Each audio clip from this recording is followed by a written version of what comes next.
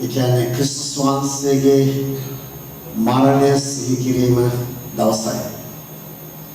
ඒ නිසා මතක තියාගන්න දවස එදා මේ දවසද එදා මේ වෙලාවද ඒක ඉතා වැදගත් නැහැ. නමුත් ලෝකයේ දවසක් වෙන් කරලා තියෙනවා. දේශීය දවසක් වෙන් කරලා තියෙනවා. ඒ වෙලාවට දෙවියන් වහන්සේ ක්‍රියා කරනවා. මොකද අපි ගොඩක් දකිනවා සුදාපන වහන්සේ කියනවා දෙවියන් පුත්‍රයාගේ මරණය සිහි කරන දවසේ නැත්නම් පුත්‍රයාගේ උපන්දිනය සිහි කරන දවසේ පුත්‍රයාගේ නැවත නැගීම සිහි කරන දවසේ මේ දේවල් කරනවා කියලා සුදාපන වහන්සේ කියලා තියෙනවා. දන්න ඔක්කොම ප්‍රාථමික සපනේදී සිටිය අය දන්නවා. අපේ දවසට අපේ වෙලාවට දෙවියන් වහන්සේ ලැබෙනවා. ඒ නිසා සමහර අයකට එක අර්ථකථන දෙනවා. මේ වෙලාවද මේ දවසද ඒව නිකන් මේ තේරුමක් නැති කතා නිකන්. ඒ කියන්නේ මේ මාසෙද මේ දවසද අර දවසද මේ දවසද ඒක වැඩගත් නැහැ. නමුත්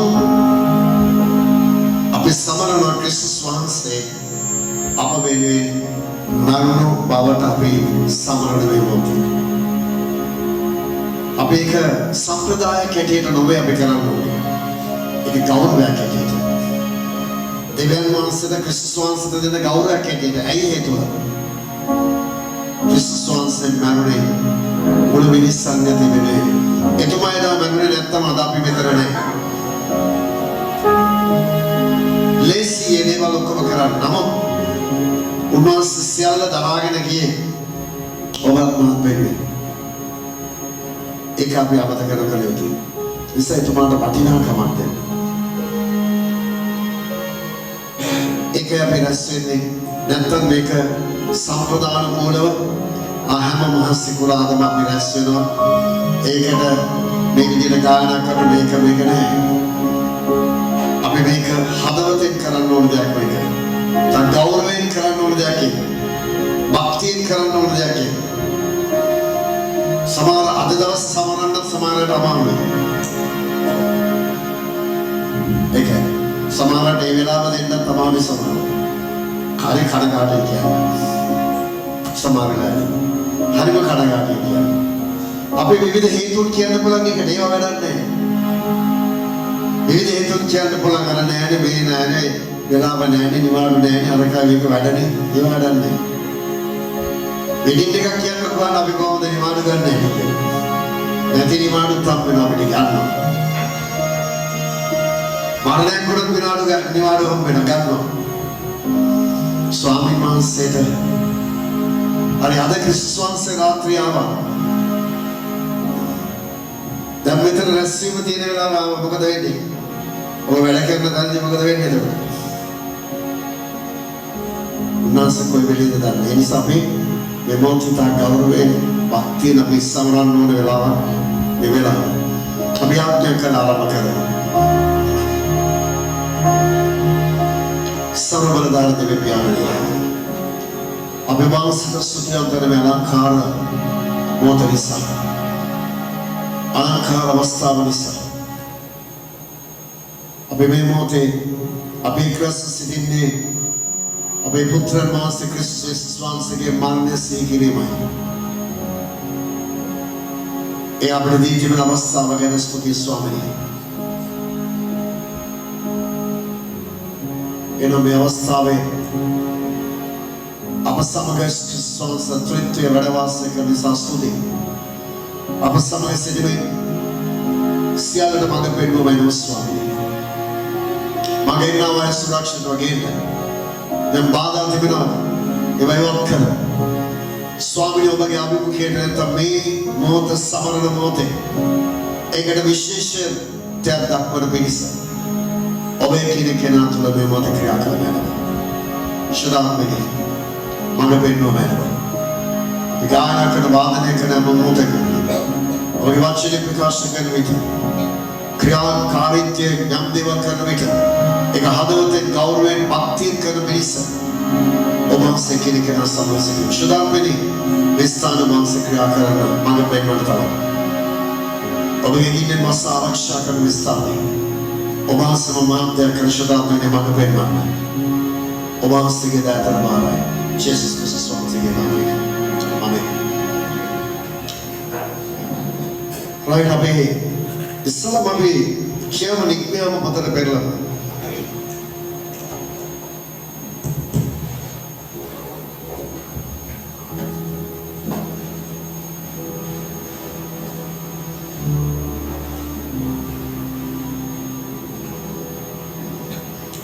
අපි නික්මයාම පතර පෙරලම ඉස්සලම නික්මයාම 12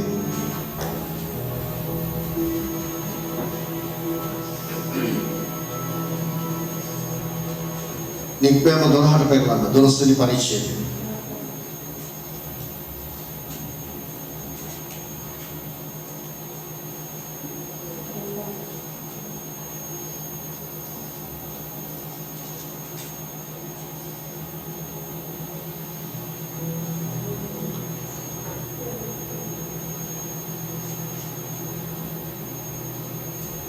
එකොළහ 12 කියවන 12 11 න 14 වෙනකන් කියවන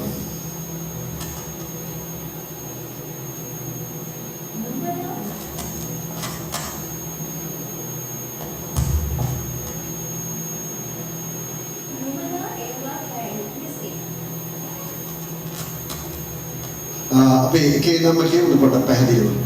එතකොට ඔක්කොම පැහැදිලි එකේ නම අපි කියමු. ස්වාමින් වහන්සේ මිසර දේශයේදී මෝසෙස් සහ ආරෝන්ට කතා කොට මේ මාසයේ නුඹලාට මාසවල පටන් ගැන්වන්නේය. ඒක නුඹලාට අවුරුද්දේ පළවෙනි මාසය වන්නේය. නුඹලා ඊශ්‍රායල්ගේ මුළු සමුදායට කතා කොට මේ මාසයේ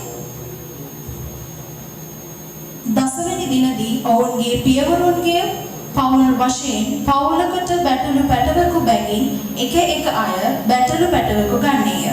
ඉදින් බැටළු පැටවකු කන්ට ගේ වැසියෝ මදි නම් ඔහුද ඔහුගේ ගේ ළඟ සිටින ඔහුගේ අසල්වාසියාද මිනිසුන්ගේ ගණන හැටියට එකෙකු ගන්නෝය. එක මනුෂ්‍යයා කන ප්‍රමාණයේ හැටියට බැටළු පැටවා සම්බන්ධව ගණන් කර ගනිත්වා.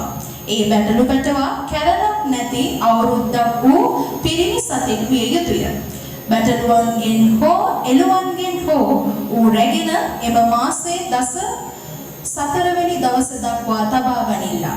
එවිට ඊශ්‍රායල් සමූහය වන මුළු සභාව සවස ඌ මරා ලේන් රැගෙන ඌ කන්නට යෙදෙන ගෙවල් වල උළුවහු කණු දෙකේද උඩ පඩිකඳේද ගා ගන්නෝය.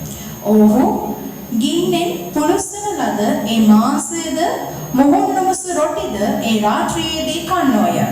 තික්ත පල සමග ඒවා කන්නෝය. එයින් අමුවෙන්වත් කිසිසේත් වතුරෙන්වත් තම්බාවත් නොකා උගේ හිසද කකුල්ද අභ්‍යන්තර කොට්ටාස සමග ගින්නෙන් පුලුස්සා කාපල්ලා. උදය දක්වා එයින් කිසිවක් ඉතුරු නොකරල්ලා. උදය දක්වා එයින් ඉතුරු වන ඒවා ගින්නෙන් තවා පල්ලා. නුඹලා ඒවා කෑ යුතු මෙසේය. නුඹලාගේ ඉඟටි බැඳ වහන් පයලා සැරයටි අතින්ගෙන ඉක්මනින් කෑ යුතුය. ඒක ස්වාමින් වහන්සේගේ පාස්කුවය. මක්නිසාද ඒ රාත්‍රියේදී මිසර දේශයේ මැදින් යන්නෙමි. මිසර දේශයේහි මනුෂ්‍යයන්ගේද සිව්පාවුන්ගේද සියලු කුළුදුරන්ට පහර දෙන්නෙමි. මිසරයේ සියලු දෙවිවරුන්ට විරුද්ධව විනිශ්චයන් ඉෂ්ට කරන්නෙමි. මම ස්වාමින් වහන්සේය.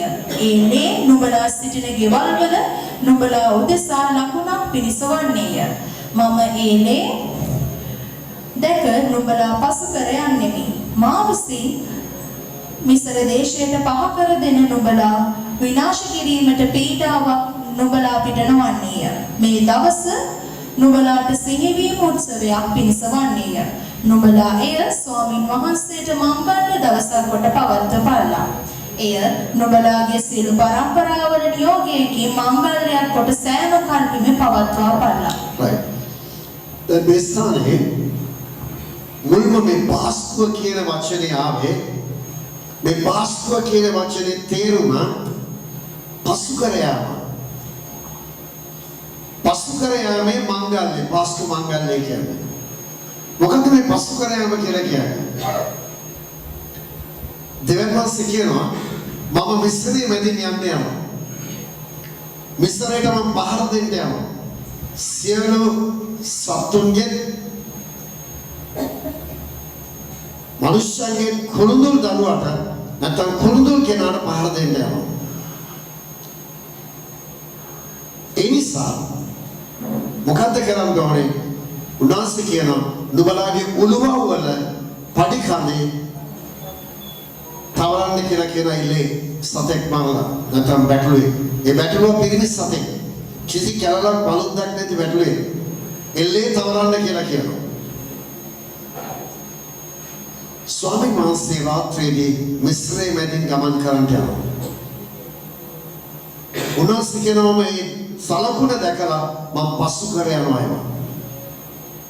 අපි සමහර ගෙවල් වලට ගියාම ඔලිවගේ ආලේප කරන ගෙවල් උළුව වල ඔය සංකේතය අනුව තමයි.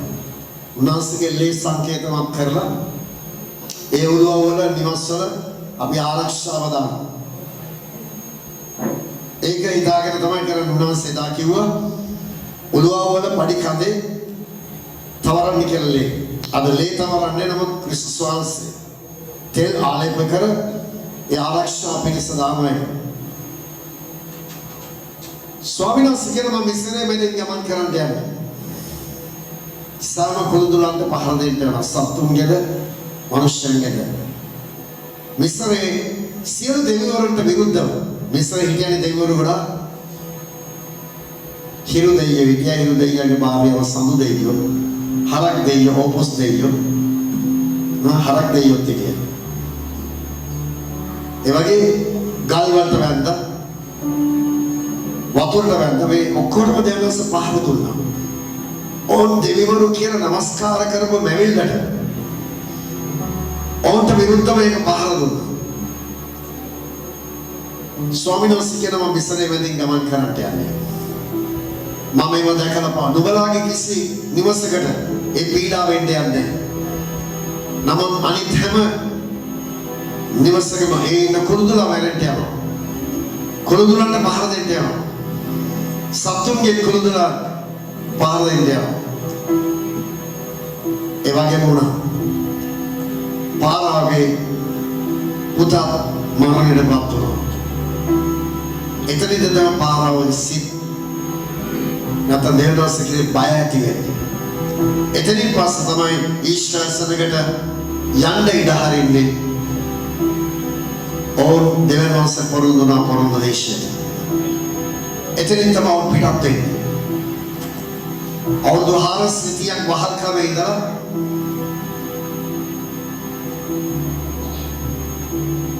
දැන් ඕන් පොරොන්දු දේශයට ගමන් කරන්න ආරම්භ කරනවා. ලක්ෂ 25ක් පමණ සරග හිටියා කියලා කියනවා. ලක්ෂ 6ක්. ලක්ෂ 6ක් පමණ. පුරුෂය ඉතලක් ලක්ෂ 6ක්. පුරුෂය ඉතලක් ලක්ෂ 6ක් කියලා බයිබලයේ සඳහන් කරලා තියෙනවා. බලන්න 12:37 බලන්න.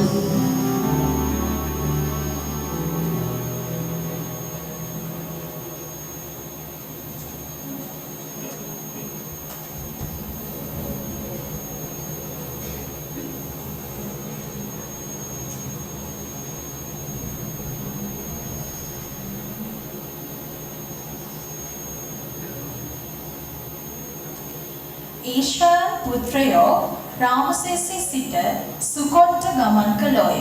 බාලයන් හැර පුරුෂයෝ සලක්ෂයක් පමණ වූය.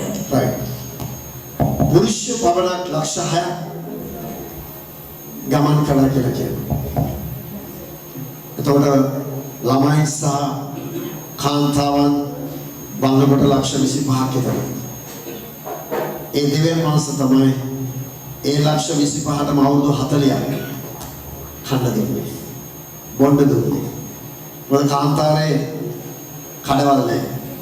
ඒ දෙවියන් මාස දැන් එදා ඒ පටන් ගත්ත පාස්කුව දිගටම ඒගොල්ලෝ අවුරුදු පතා පාස්කුව පවත්වමින් සිටියා. ඒගොල්ලෝ පාස්කුවේදී මොනවද කරන්නේ? බැටළුවෙන් පූජා කරනවා, ලේබැකිරීමක් කරනවා බැටළුවෙන්. ඒ බැටළුව මරලා ඒ මනුෂ්‍යයාගේ පාපය උදෙසා ලේබැකිරීමක් කරනවා. පාපය උදෙසා. ඒකයි කරන්නේ. ඔක අවුරුදු පතා කරගෙන ආවා. ජේසුස් වහන්සේ අවුරුදු 12 දී පාස්කු මංගල්‍යයට ජෙරුසලමට ගිය වෙලාවේ උන්වහන්සේ නැති වුණා කියලා කියනවා. යුදෙවරු තවමත් ඒගොල්ලෝ සමරනවා වහල්කමේ ඉඳන් නිදහස් කරන් ආපු මේ පාස්කු මංගල්‍ය පාත්‍රන්න සමරන්න අදටත් ඒගොල්ලෝ ඒක කරනවා. යුදෙවරු කරන්නේ ඒ සමරීම. නමුත් අපි කරන්නේ ක්‍රිස්තුස් වහන්සේ පාස්කුවේදී අප වෙනුවෙන් මරණ. එදා බැටළු පැටවේ අද බැටළු එන්නේ නැහැ. තමාගේ ජීවිතය දුන්නා මොනවටද? බැටළුවන්ව ගලවන පිණිස. එදා මිනිස්සුගේ පාපය උදෙසා නෙමෙයි, පාපය උදෙසා බැටළුවෙක් පූජා කරා. හැබැයි මේ පාස්කුවේදී ක්‍රිස්තුස් වහන්සේ ඒ පාස්කුවේදී මැරෙන්න ඕනේ. සාමාන්‍ය සිරිත පාස්කුවේදී මිනිස්සුන්ව මරන්නේ නැහැ. ඒ පාස්කුව බහුවල තමයි ඒක කරන්නේ, දඬුවම් කරන්නේ. කුරුස් එන ගහන්නේ පාස්කුවේදී. හැබැයි ඒ පාස්කුවේදී ක්‍රිස්තුස් වහන්සේ මැරෙන්න ඕනේ. හේතුව වෙන්නේ අපිව ගලවන පිණිස. ඒකයි අර්ථය. ඔබේ ස්වංශයන අතරතුරදී ජෙරුසලමට එතුමා ඇතුල් වෙනවා. එතුමා අවුරුදු 30 දී බෞතිස්ම ගත්තා. අවුරුදු 3මාරක් සේවය බෞතිස්ම ගත්තට පස්සේ එකත් අවුරුදු 30 දී බෞතිස්ම ගන්න හේතුව යුදෙව් සංස්කෘතිය අනුවයි. යුදෙව් පිරිමි කෙනෙක් ගෙදරින් එළියේ නතර වෙනවා නම් ගිහිල්ලා අවුරුදු 30න් පස්සේ තමයි පුළුවන්. අවුරුදු 30න් පස්සේ තමයි ගෙදරින් එළියට යන්න පුළුවන් පිරිමි කෙනෙකුට. අද නම් මොන අවුරුදු 30ද නේ? අවුරුදු 30න් පස්සේ තමයි. මොකද යේසුස් වහන්සේ අවුරුදු 30න් පස්සේ එළියට ගියාම ආයෙ ගෙදර ආවේ නැහැ. එතුමා තනින් තන ගිහිල්ලා ඒක යේසුස් වහන්සේ කියන මට ඉස්ස තියන්න තැනක් නැහැ කියලා. උන්වහන්සේ තනින් කියලා නතර වුණා. මොකද අද වගේ අපිට ගෙදරට අර ඒ සේවයට ගියා ප්‍රාහරි වාහනේ නැග්ග එහෙම එන්න පුළුවන්. ඒ කාලේ නෑ. එහෙම එන්න බෑ ඒ වගේ. යන්න දවසක් යන ආයෙ එන්න දවසක් යයි පයින් ආයෙ ගෙදරට ආයෙ යන්න තව දවසක් යන්නේ. එහෙම නෑ. එතුමා අවුරුදු 3මාරක්ම සේවයේ තනින් ප්‍රදේශයට ගමින් ගමට නගරයට දේවමාලිගාවෙත් හිටියා සුභාරංචිය දේශනා කළා. කරගෙන එතුමා ඒ පාස්කුවේදී එතුමා ජෙරුසලමට ඇතුල් වෙනවා. එතුමා ඒ පාස්කුවේදී පූජා වෙන්න ඕනේ. එතුමා ජෙරුසලමට ඇතුල් වෙන විට අපි බැලුවොත් එහෙම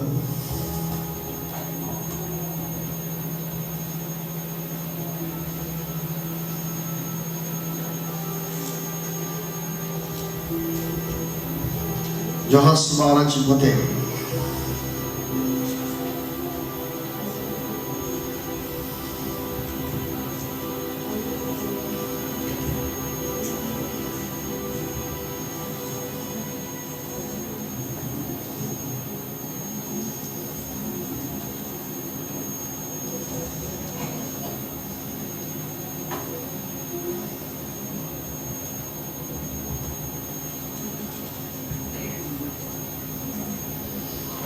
Donosili parichede. Dolahe sita pekiyo.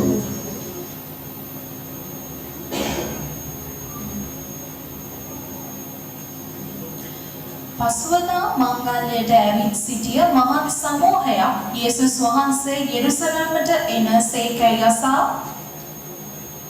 තල්ලතු රැගෙන උන්වහන්සේගේ පෙරමගට පිටත්ව ගොස් හෝසන්නා ස්වාමීන් වහන්සේගේ නාමයෙන් එන්නා වූ තැනැත්තේ එනම් ඊශ්‍රායල්ගේ රජු ආශිර්වාද ලද්දේ කැයි මොරගසා කීවෝය. සියොන් දියණියනි බය නොවව බලව නුඹේ රජ කොටලු පැටවෙකු පිට නැගී එනසේකයි ලියා තිබෙන හැටියට යේසුස් වහන්සේ කොටලු තරයෙකු ලැබ ඌ පිට හිඳගත්සේක. උන්වහන්සේගේ ගෝලයෝ ඒ කාරණා පළමුවෙන් තේරුම් නොගත්තෝය. නමුත් යේසුස් වහන්සේ මහිමයට පැමිණි කල උන්වහන්සේ ගැන මෙසේ ලියා තිබුණු බවද ඔවුන් උන්වහන්සේට එසේ කළ බවද ඔහු සිහි කළෝය. එබැවින් ස්වාමීන් වහන්සේ ලාසරස් සොහොන්ගෙන් පිටතට කැඳවා මලවුන්ගෙන් නැගිට වූ කල උන්වහන්සේ සමග සිටියා වූ සමූහයා සාක්ෂි දැරුවෝය. මේ ලකුණ උන්වහන්සේ දැක්කෝ සේකයි සමූහයාට ආරංචි වූ බැවින් ඔහු උන්වහන්සේගේ පෙරමගට ගියෝය. එයින් පරිසවරු ඔවුනොවුන් කතා කරමින් නුඹලාට කිසි ජයක් නැති හැටියට බලන්න. අන්න ලෝකයා ඔහු පස්සේ ගියෝ යයි කීවෝය. මංගලයේදී තගෙතන ජේසුස් ක්‍රිස්තුස් වහන්සේ ජෙරුසලමට ඇතුල් වෙන විට රජ කෙනෙක් ඇතුල් වෙන විදියට තමයි එතුමාව පිළිගත්තේ. එහෙ තිබුණේ ඔලිව් වතු සහ තල්ලක් මේ ඉන්දියාතු ගොක්කොල නෙමෙයි. අද ගොක්කොල අරගෙන කට්ටිය වනවන ගිහිල්ලා ඊට පස්සේ එකකින් කුරුස්ස හදාගෙන ගෙදර එල්ල ගන්නවා. අපිත් ඉස්සර ඒක කරනවා. ඊට පස්සේ ඒ කුරුස්සේ අවුරුද්දක් තියාගෙන ගිහිල්ලා දේවස්ථානට ගිහිල්ලා දීලා ඒක පුච්චලා ඒකේ අලු ටික ගා ගන්නවා. අලු බදාදා කියලා. බයිබලේ අලු බදාදා ගුරු අගහරුවාද ඒව නැහැ. සමහර ගුරු අගහරුවාද කියලා බිත්තර කුණු බිත්තර ගන්නවා. ඒව නැහැ. ඒව සඳහන් කරලා නැහැ බයිබලේ කොහොත් කුණු බිත්තර. නමුත් එතුමා ජෙරුසලම ඇතුල් වෙන විට හෝසන්නා කියලා ඔවුන් රජ කෙනෙක් වෙන විදිහට තමයි උන්වහන්සේ පිළිගත්තේ. හොසන්නා කියලා පිළිගත්තේ. උන්වහන්සේ එන්නා රජ කෙනෙක් හැටියට තමයි එතුමාව පිළිගත්තේ. එන අපි මතක තියාගන්න ඕනේ. ක්‍රිස්තුස් වහන්සේ ඉපදෙනකොට රජ කෙනෙක් ඉපදුන විදිහට තමයි පිළිගත්තේ. එතුමා ජෙරුසලමට ඇතුල් වෙන විට එතුමා රජ කෙනෙක් හැටියට තමයි පිළිගත්තේ. ඇත්තම එතුමා රජුන්ගේ රජයි. නමුත් ලෝකයට ඒක පිළිගන්න බැරුව ගියා. ඔවුන් ආවේ ජේසුස් වහන්සේ මේ පොළවේ රජකම් කරන්න නොවේ. උන්වහන්සේ ස්වර්ගයේ සප සම්පත් අතරලා ආවේ. උන්වහන්සේ රජුන්ගේ රජ හැටියට අපව නැවත උන්වහන්සේලට ගන්නයි සතරවන්ගේ පරාජය කරනවා. අපි ගාන කර පළවෙනි ගීතිකාව හොසන්නා හොසන්නා කියන ගීතය අපි ගාන අපි නැගිටිමු කෙනෙක්. අපි ගාන කරමින් නැගිටිමු අනිත් වෙලාවට පාඩිය ගන්න. මේක අපි උන්වහන්සේට ගෞරවයෙන් අපි ගායනා කරන මේ ගීතිකාව.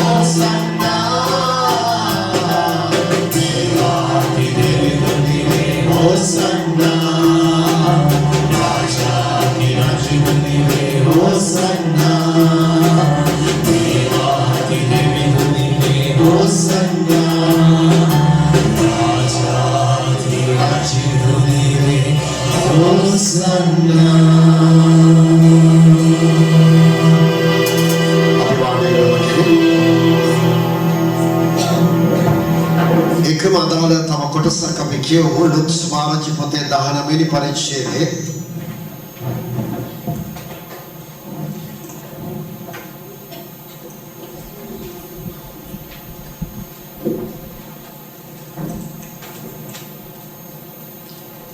දානබිනි පරිච්ඡේදයේ 29 ඉඳන් කියවමු 40 දක්වා.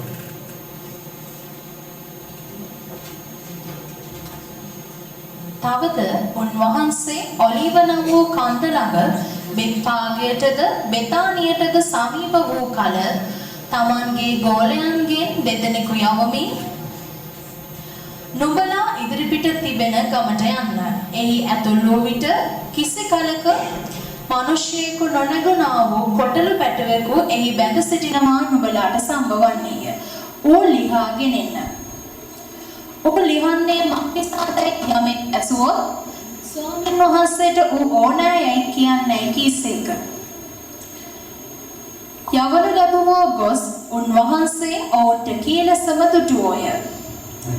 ඔවුන් කොටළු පැටව ලිහන කල ඌ අයිතිකාරයෝ නුඹලා කොටළු පැටවා ලිහන්නේ මක්නිසාදයි ඔවුන්ට කීවෝය. ස්වාමීන් වහන්සේ ඌ ඕනෑයයි ඔහු කීවෝය. ඔහු කොටළු පැටවා උන්වහන්සේ ළඟට ගෙනවි තමුන්ගේ වස්ත්‍ර ඌ පිට අතුරා යේසුස් වහන්සේ ඒ පිට හිඳෙව්වෝය. උන්වහන්සේ යද්දී ඔව්හු තමුන්ගේ වස්ත්‍ර මග අතුළෝය. උන්වහන්සේ ඔලිව කන්දේ බැස්ම ළඟට පැමිණි කලෙහි මුළු ගෝල සමූහයා ප්‍රීති වන්නටත් තමන් දුටු සියලු බලවත් ක්‍රියා ගැන මහත් ශබ්දයකින් දෙවියන් වහන්සේට ප්‍රශංසා කරන්නටත් පටන්ගෙන ස්වාමින් වහන්සේගේ නාමයෙන් එන්නා වූ රජ ආශිර්වාදලත් එක්කය. ස්වර්ගෙහි සමාදානයද ඊතා උස්තැන්හි මහිමයද වේවායි කීවෝය. එවිට සමූහයා අතුරින් සමහර පරිසිවරු ආචාර්යිනි ඔබගේ ගෝලයන්ට තරවටු කළ මැනවයි උන්වහන්සේට කීවෝය. උන්වහන්සේ උත්තර දෙමින් ඔවුන් නිශ්ශබ්ද වුණොත් ගල් මොරගසන්නේ යයි නුඹලාට කියමියයි කීසේක. ඒකත් ක්‍රිස්තුස් වහන්සේ ජෙරුසලමට ඇතුල් වෙන විට සිදු වුණා සිදුවීම ගැන තමයි ලූක් පොතේ සඳහන් කරලා තියෙන්නේ. යොහන් තුමා එක විදිහකට සඳහන් කරලා තියෙනවා. ලූක් තුමා තව විදිහකට සඳහන් කරලා තියෙනවා. ඒකේ තවත් පැහැදිලි කරලා තියෙනවා. ඔවුන් දෙවියන් වහන්සේ ගෝල සමූහය අනාද කරේ උන්වහන්සේ කරපු දේවල් මහිමයට පත් කරමින් ගෞරවයට පත් කරමින් ප්‍රකාශ කරන්න පටන් ගත්ත බලවත් ක්‍රියා උන්වහන්සේ ඉන්න කාලේ කරපු දේවල්. පසුගිය කාලේදී උන්වහන්සේ කරපු දේවල් උන්වහන්සේ ගැන වර්ණනා කරන්න පටන් ගත්තා. ඒ ජෙරුසලමට ඇතුල් වුණා එකම උන්වහන්සේ පාද සෝදලා මේ මොනවාද මේ පාස්කුව නැත්නම් මේ රොටි කඩලා මේවා කරන්න කියන ජෙරුසලමට ඇතුල් වෙන දවස් කීපයක් ගියා. ඒ ජෙරුසලමට ඇතුල් වුණාට පස්සේ තමයි එතුමා ගොඩක් දේවල් දෙවිලි පැමිණීම ගැන අන්තිම කාලය පිළිබඳව ගොඩක් දේවල් උන්වහන්සේ කතා කරනවා. ඉදිරි කාලේදී වෙන්න තියෙන්නේ මොනවද කියලා ගොඩක් දේවල් ස්වාමීන් වහන්සේ කතා කරලා තමයි ඊට පස්සේ තමයි උන්වහන්සේ කියනවා ගෝලයන්ට කියනවා කියලා පාස්කුව පිළිවෙල කරන්න කියලා. අපි බලමු යෝහන් 13 වෙනි පරිච්ඡේදයේ 14 සිට 17 දක්වා කියමු.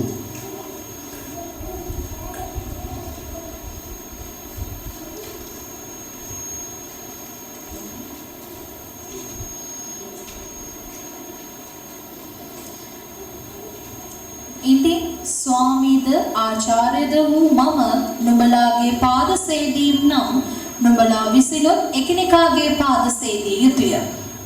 මක්නිසාද මා නුඹලාට කළ ලෙස නුඹලාත් කරන පිණිස නුඹලාට ආදර්ශයක් දුන්නෙමි.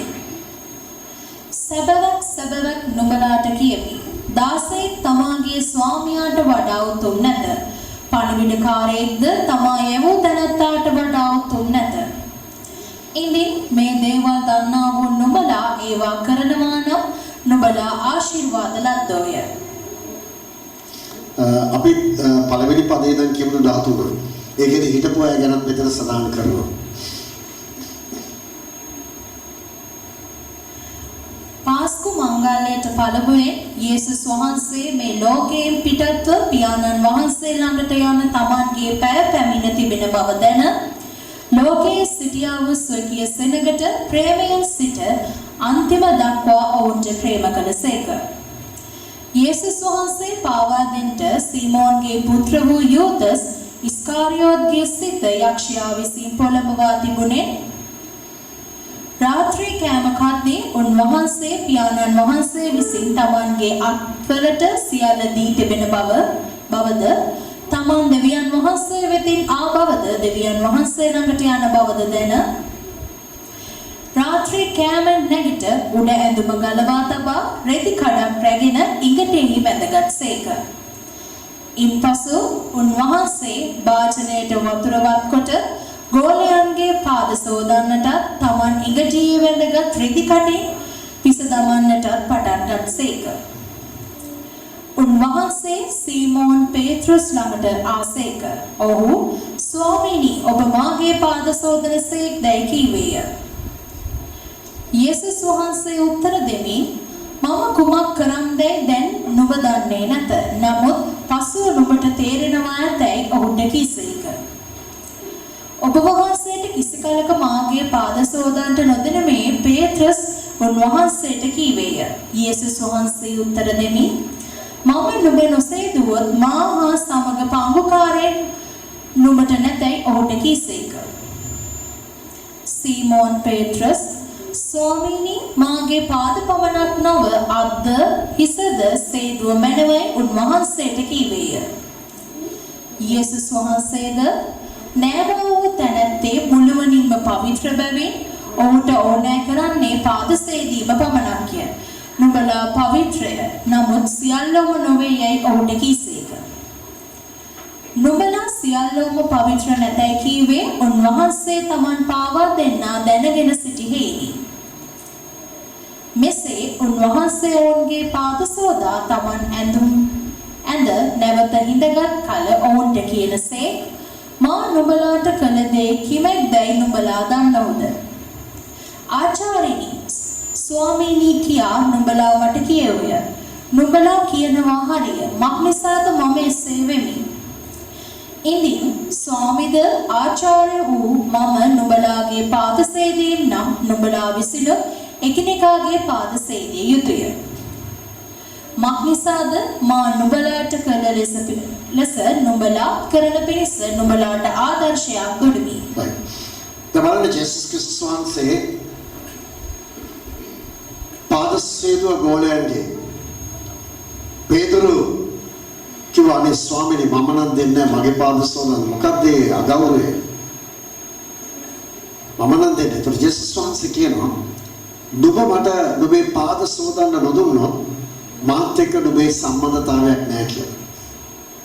සාමාන්‍යයෙන් ගුරුෙක් කවදාවත් ගෝලයෙක්ගේ පාද සෝදන්නේ නැහනේ. ලෝක සම්ප්‍රදාය නම් ගෝලයා තමයි තමාගේ ගුරාගේ පාද සෝදන්නේ. එව නේද ලෝකේ ක්‍රමය? එව නේද? බොස් තමාගේ සේවකයන්ගේ පාද සෝදන්නේ නැහැ කවදාවත්. එතකොට කියන්නේ අපෝ ගෝලයාගේ පාද උඹගේ කරෙත් නගින්නේ ඊට පස්සේ. එහෙමනේ කියන්නේ. නේද? උන්ට බුර දුන්නොත් උඹගේ කරෙත් නගින්නේ නැහැ. ඒකනේ බොස් ටිකක් තදින් ඉන්නේ සැරෙන් ඉන්නේ. නමුත් ජේසුස් වහන්සේ ඊට වඩා වෙනස්. ජේසුස් වහන්සේ සාමාන්‍ය යුදෙව් සංස්කෘතිය අනුව දැන් අද අපි යනකොට මේ දුරවිලි නෑ පාරවල් එච්චර. අපි වාහන නැගලා ඉන්නේ, බයික් එකේ නැගලා ඉන්නේ. ඒ කාලේ පාරවල් සම්පූර්ණ දුරවිල්ල. කාපට් දාලා තිබුණේ ඒ කාලේ. ඒ නිසා ඕනම ගේකට ඇතුල් වෙන විට ගල් භාජනයක වතුර තියෙනවා එළියේ.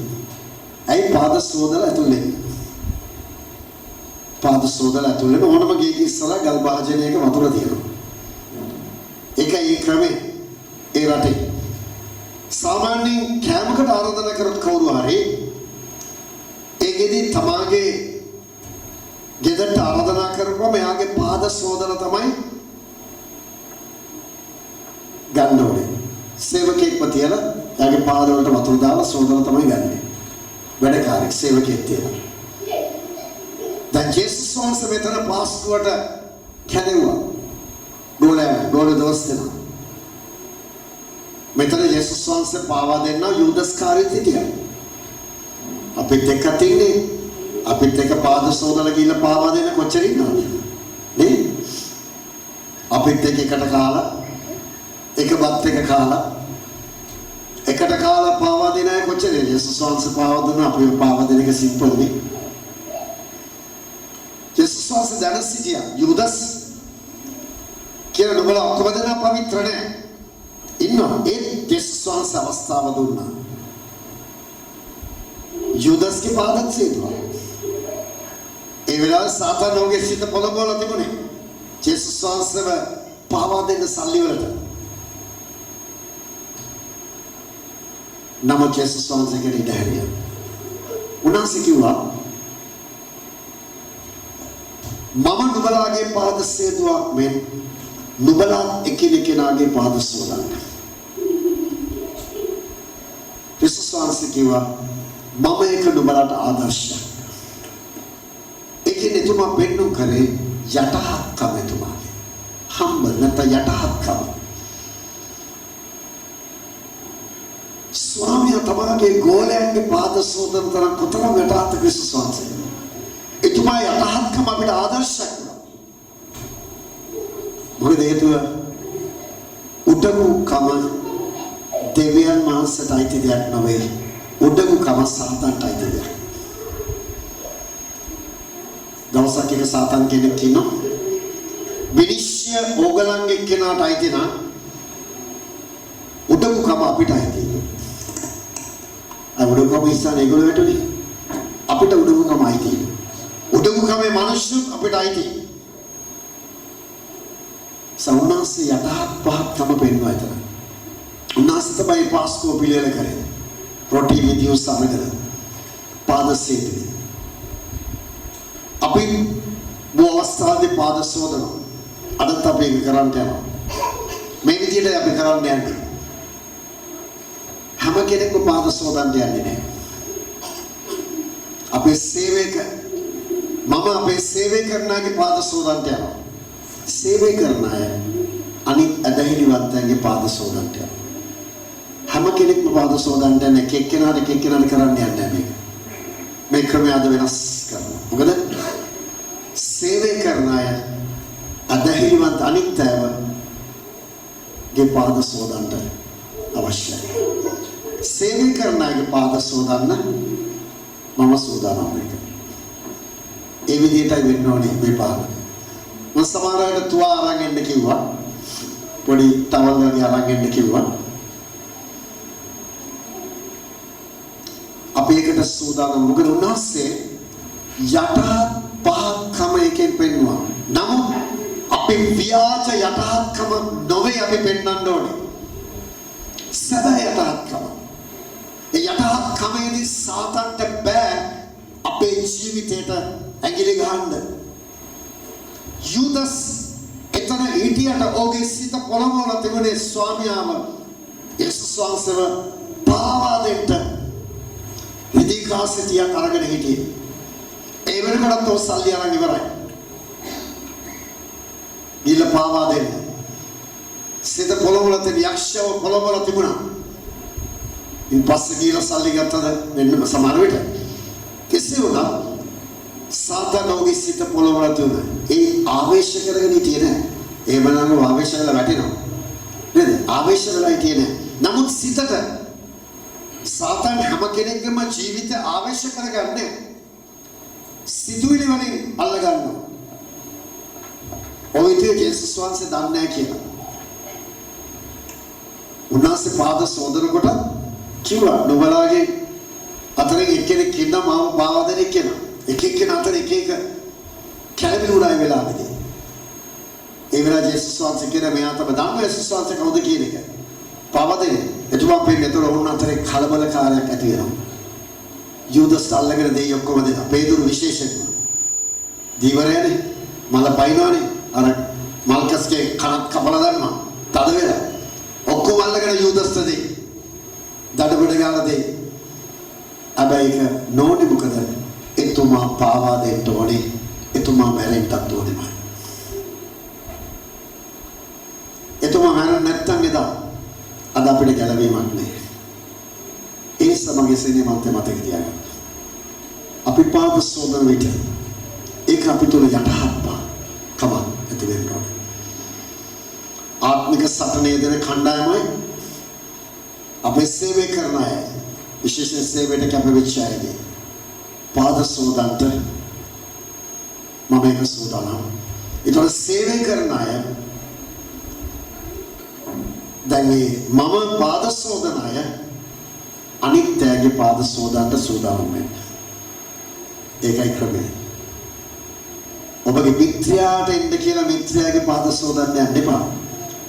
කවුද ළඟට එන්න ඕනම කෙනෙක්ට පාද සෝදක යටහත් හදවතකින් කරන්න ඕනේ. මං ක්‍රියා ස්වාමීන් වහන්සේ දන්නවා ඔබගේ ක්‍රියාව ඔබගේ ව්‍යාජ යටහත්කමක්ද නැත්නම් අර මම කියන නිසා එක කරනවාද කෙනෙකු උන්වහන්සේ දන්නවා. සදා යටහත්කමක් මෙතන අපි තුල යටහත් පහත්කම අපි තුල ඇති වෙන්න ඕනේ. මේ පාද සේදීමේදී මේක උන්වහන්සේ කිව්වා මම නුඹලාගේ පාද සේදුවක් මේ නුඹලා එකිනෙකනාගේ පාද සෝදන්න. ඒ වගේම උන්වහන්සේ පාස්කු මංගලයේදී කිව්වා මා එනතුරු මේ සිහි කරන්න. උන්වහන්සේ කිව්ව දෙයක් නේද? නුඹලා එකිනෙකනාගේ පාද සෝදන්න. ඒ පාද සේදීමේදී තියෙන අපේ යටහත් පහත්කම උන්වහන්සේ මොකද යටහතුන්ට උන්වහන්සේ යුද්ධය ඉෂ්ට කරනවා. උඩඟුවන්ට උන්වහන්සේ විරුද්ධව සිටිනවා. ඒ නිසා මේ තුලින් අපේ යටහත්කම බලලා අපේ අතරේ මොස්ලා කවුරුත් නැහැ. බයිබලයේ කියනවා නුඹලා අතරේ ප්‍රධානියා වෙන්න කැමති නම් සියල්ලන්ගේ මොකද කිව්වේ? සේවකයා වෙන්න ඕනේ. නුඹලා අතරේ උතුම් වෙන්න කැමති නම් දාසයා වෙන්න ඕනේ. උතුම් වෙන්න නම් සේවකයෙක් වෙන්න ඕනේ. දාසෙක් වෙන්න ඕනේ. ප්‍රධානියා වෙන්න නම් සේවකයෙක් වෙන්න ඕනේ. ඒක තමයි ක්‍රිස්තුස් වහන්සේගේ ක්‍රමය. නමුත් ලෝකේ ක්‍රමය නම් ස්වාමියාගේ පාද සෝදන්නේ ගෝලයා. නැත්තම් ඔහුගේ සේවිකා. ඉහළින් අයගේ තමයි පාද සෝදන්නේ පහළින් ඉන්න අය. අර කතාවක් කියන්නේ ඉහළින් ඉන්න අයට මුට්ටි අල්ලනවා කියන්නේ නේද? තනකට එන්න මුට්ටි අල්ලනවා කියලා කියනවා. මෙතන එහෙම නැහැ. මෙතන ඉහළින් ඉන්න පහළගේ පාද සෝදන. එතකොට ඊට වඩා යටහත්කමක් කොහෙවත් නැහැ. කොහෙත් ආයතනයක දැකලා තියනවාද? ස්වාමියා තමාගේ සේවකයන්ගේ පාද සෝදන. කවදාවත් ඒක වෙන්නේ නැහැ. කවදාවත් ඒක වෙන්නේ නැහැ. ඒකේදී ඕනිතන් මේක පහක්කමක් කියලා. ගෝලයන්ගේ පාද සෝදන එක ගුරා ඒක පහක්කමක් කියලායි ලෝකෙ මට්ටමින් හිතන්නේ. අරයි දෙවියන් වහන්සේගේ ක්‍රමය නම් ඒක ඉතා ගෞරවයෙන් දෙයක් යටහත් වාද්‍යයක්. ඒව කරන්න පුළුවන් ශක්තිමත් කෙනෙකුට තමයි, ආත්මික ශක්තිමත් කෙනෙකුට තමයි ඒක කරන්න පුළුවන්. උඩඟු කෙනෙකුට තවත් කෙනෙක්ගේ පාද සෝදන්න බෑ. යටහත් හදවතෙන් යටහත් කෙනෙකුට තමයි ඒක කරන්න පුළුවන්. එහෙනම් අපි ඒකට සූදානම් වෙමු. මැද තියෙන පුටු පෙළිය මේ පැත්තට හරවන්න. අපි ඔක්කොම නැගිටලා පොඩ්ඩක් මෙහාට මොන කවුරු උදව් කරන්න එළියේ තියෙන බේසක් කීපයකට ගේන්න.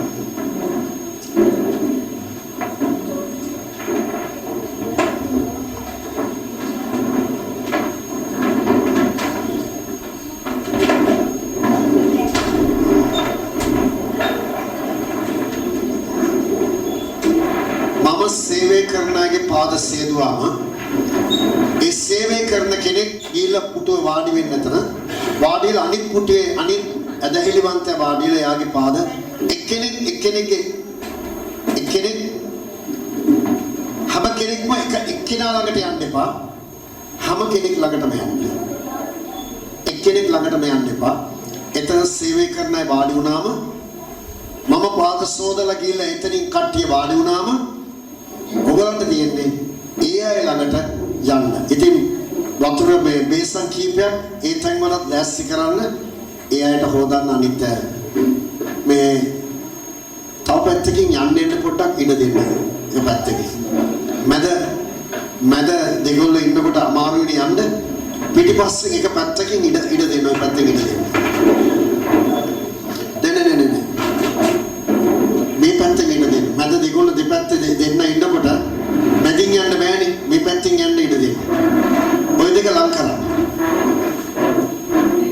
ඔබ තව ලං කරන්න පුළුවන්. බේසමට පුටුව තියන්න පුළුවන් විදියට බේසමට කකුල් දෙක තියන්න පුළුවන් විදියට ලං කරන්න. right.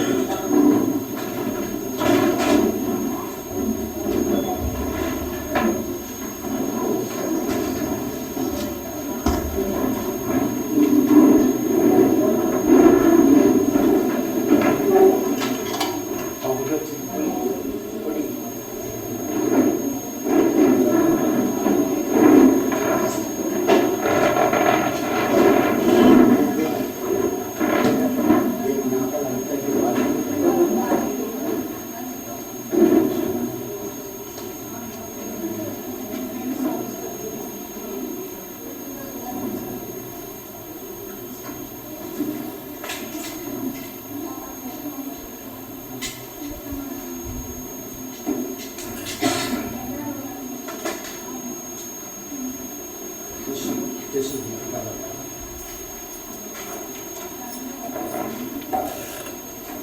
ස්වාමීන් අපේ වහන්සේට මේ මොහොතේ ආඥා කරනවා ක්‍රිස්තුස් යේසුස් වහන්සේ සදාව යථාර්ථකමක් ඇතුළේ කියන එක මේක සම්ප්‍රදායට නැතුව මේක චාරිත්‍රයක් හැටියට නැතුව සදාව යථාර්ථ සිතක් ඇතුව එකිනෙකාගේ පාද සෝදන හැම කෙනෙක්ම ඕන් තුල සදාව යථාර්ථකමක් ඇතුව සිටින ඔබ වහන්සේ කරුණාව කරනවා. ඔබ වහන්සේ මේ මොහොතේ කෙනෙක්ව ස්පර්ශ කරමින් शुद्धात्मांस यीशु क्रिस्टुस वහන්සේ ත්‍රිත්ව අපමණ්‍ය වැඩ වාසය කළ අප සමග සිටින්න කියලා ඉල්ලා සිටිනවා ස්වාමීනි. අපි ගායනා කරන විට ස්වර්ගයේ දීතිකා දූතයන්ට අප සමග ගායනා කර පිළිස් සියල්ල සූදානම් කර බලවත්යක් කරන්න. යේසු ක්‍රිස්තුස් වහන්සේගේ නාමයෙන්. අපේ ප්‍රථමයෙන්ම අපේ පිරිමියයි පොඩ්ඩක් එනවා සේවය කරන පිරිමියයි.